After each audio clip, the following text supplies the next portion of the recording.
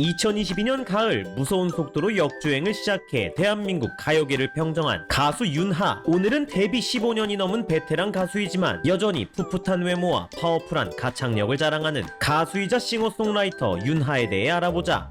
가수를 꿈꾸는 소녀. 1988년 4월 29일 서울특별시 노원구 창동에서 이자매 중 마지로 태어났다. 어릴 적부터 음악을 좋아했던 윤하는 5살 때부터 피아노를 치기 시작했으며 중학교 1학년 시절부터 유명 연예기획사를 찾아다니며 오디션을 본다. 약 20여 회가 넘는 오디션을 본 끝에 2003년 라이언 미디어 엔터테인먼트에 들어간다. 처음에는 댄스 가수가 목표였으나 어느 날 소속사에서 일본으로 보낸 윤하의 데모 테이프가 일본의 레인보우 엔터테인먼트에 전해져 러브콜을 받게 된다. 당시 고등학생이었던 윤하는 과감하게 고등학교를 자퇴해 가수의 꿈을 이루기 위해 일본으로 떠난다. 일본 생활. 2004년 1월부터 일본 생활을 시작한 윤하는 같은 해 9월 1일 만 16세의 나이에 싱글 앨범 유비키리로 정식 데뷔한다. 2005년 6월 1일에 두 번째 싱글 해성을 발표했는데 해당 곡이 일본 인기 애니메이션 블리치 3기 엔딩곡으로 쓰이며 오리콘 주간 차트 15위를 기록한다. 이는 아시아의 별 보아 이후 처음으로 한국인 여성 아티스트가 주간 싱글 차트에 진입한 기록이다. 이 시기 KBS 인간극장에서 윤하를 주인공으로 소녀 윤하, 도쿄를 사로잡다 5부작을 제작하여 한국에서의 인지도 또한 상승한다.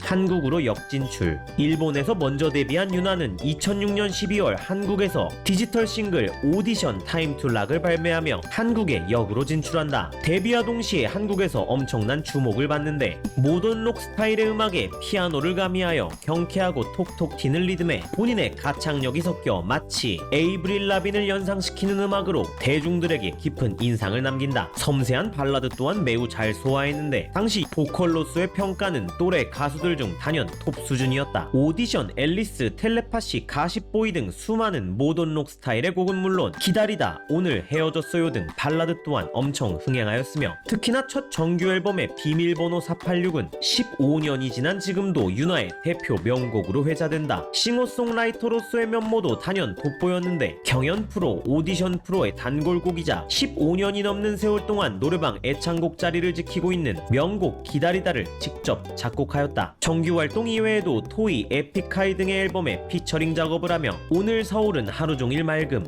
우산 등 많은 명곡을 뽑아낸다. 실력은 물론 특유의 보이시하고 귀여운 외모 또한 부각되어 아이유가 있기 전에 윤하가 있었다 라고 해도 과언이 아닐 인기를 자랑하며 2000년대를 풍미한 대표 가수로 자리매김한다. 불공정 계약. 왕성하다 못해 가혹할 정도로 엄청난 스케줄을 소화 중이던 윤하는 2011년 소속사 라이언 미디어와의 소송 문제에 휩싸인다. 계약 조건을 들여다보면 정말 어처구니가 없는데 음반 판매에 있어서 10만 장이 초과된 음반 판매 수량에만 장당 50에서 100원 정도를 지급받을 수 있어서 실제 윤하가 정산받은 앨범 판매 금액은 한 푼도 없었으며 온라인 음원은 순수익의 10%, 즉 음원당 꼴랑 3원 정도를 정산받았고 더군다나 몸 상태가 좋지 않은 경우에도 가수가 몸 관리를 제대로 못한 책임이 있다며 무리하게 스케줄을 잡아 윤하를 혹사시킨 것이 밝혀져 팬들은 엄청난 분노에 휩싸인다. 이런데도 라이언 미디어 측은 계약에는 문제가 없었으며 오히려 가수 윤하에게 10억을 배상하라고 반소를 제기한 것이 알려져 사회적인 공분을 산다. 이듬해인 2012년 라이언 미디어가 윤하에게 1억을 지급하는 것으로 조정 결정이 내려졌지만 팬들 입장에서는 이 금액도 적다는 것이 중론이다. 윤하와의 계약이 끝나자 라이언 미디어는 망해버렸다.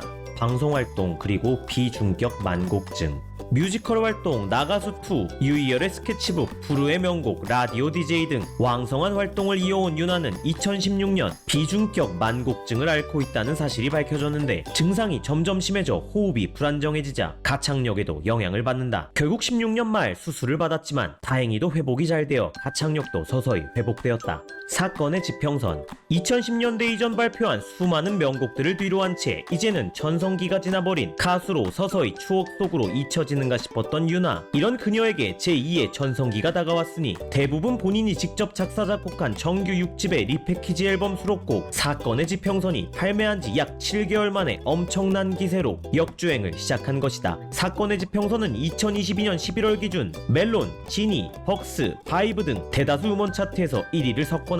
대학 축제 등의 수많은 무대에서 찍힌 윤하의 라이브 직캠들이 유튜브를 통해 확산되면서 역주행이 시작되었고 많은 노래 유튜버들이 커버 커버하며 그 인기가 점점 가중되었다. 전성기 시절 비밀번호 486과 같은 경쾌한 멜로디, 무언가 아련한 추억을 끄집어내는 듯한 가사, 그리고 여전히 건재한 윤하의 가창력으로 인해 윤하의 노래를 듣고 자란 세대들은 말 그대로 열광하기 시작했고, 또한 전성기 시절 투니버스의 감성을 떠올리게 한다며 신규 팬층도 대거 유입되었다. 일부 팬들은 2016년 대한민국을 강타한 애니메이션 너의 이름은에 가장 잘 어울리는 한국 노래라고 말하기도 한다. 사건의 지평선 열풍으로 6집의 다른 수록곡들도 관심을 받고 있는데 제목부터 독특한 오르트그룹이 그 대표적인 예이다. 윤하는 역주행과 제2의 전성기에 대해 거짓말 같고 믿겨지지가 않는다 라고 소감을 전했다. 사건의 지평선은 음악 외적으로도 수많은 밈이 만들어졌는데 재킷 커버가 마치 베트남 쌀국수를 연상시킨다는 말이 커뮤니티 사이트에 돌아 쌀국수 윤이라는 별명도 생겼으며 6집 리패키지 앨범의 수록곡들이 우주와 별에 관한 이야기가 많아 이상할 정도로 천문학의 진심인 가수라는 이야기도 생겼다. 발넓은 윤하, 평소 타인의 칭찬을 자주 하고 겸손한 모습을 보이는 것으로 유명하며 그래서인지 팔이 상당히 넓다. 라디오 진행 중 만나 친해진 동생으로 태연이 있고 원더걸스 카라 멤버와도 친하며 유희열, 윤종신, 이승환, 신승훈 등 가요계 고참들과도 친분이 두텁다. 피겨 여왕 김연아와도 친하며 축구선수 홍정호, 김영권, 구자철, 손흥민과도 별도로 친분이 있다. 경제 유튜버 슈카와도 친분이 있어 2021년 11월 21일 밤 9시에 슈카월드에 출연하여 라이브 무대를 보여주기도 했다. 배우 김지원과도 친분이 두터운데 정규 2집 수록곡 가십보이의 뮤직비디오에도 김지원이 출연하였고 음악방송에서도 키보드 연주와 코러스를 맡은 적이 있다. 한 인터뷰에서 윤하는 김지원과는 소속사가 같아 일종의 전우애가 있다고 밝혔다. 윤하는 보아의 굉장한 팬인 것으로도 유명한데 비슷한 또래에 일본에 진출하여 이미 큰 성공을 이룬 보아를 굉장히 동경했었다고 한다. 15년에 가까운 세월 동안 연예계 활동을 해왔는데 이례적으로 비판받을 만한 사건 사고가 없는 것이 특징이다. 뛰어난 가창력으로 선후배를 막론하고 호평을 받는 가수로도 유명한데 고 신해철로부터도 높은 평가를 받았으며 복면가왕 출연 당시 김영석, 유영석도 윤하를 극찬한다. 특히 김영석은 본인은 여자 가수 지망생들에게 하고 싶은 말이 바로 윤하를 공부해라 라며 최고의 찬사를 보낸다. 8, 90년대생의 영원한 친구, 8, 90년대생의 가슴속 한구석엔 언제나 윤하가 있다. 비밀번호 486, 혜성, 기다리다, 우산, 앨리스, 오디션, 텔레파시 등등 수없이 많은 곡으로 8, 90년대생에게 추억을 선사한 윤하는 이번 사건의 지평선 역주행을 통해 우리를 다시 한번 2000년대의 추억으로 이끌고 있다. 유튜버 오늘은도 윤하의 오랜 팬으로서 부디 윤하가 오래오래 좋은 활동을 왕성하게 이어가길 바라고 또한 제2, 제3의 역주행 신화를 계속 만들어가길 바라며 이만 영상을 마친다.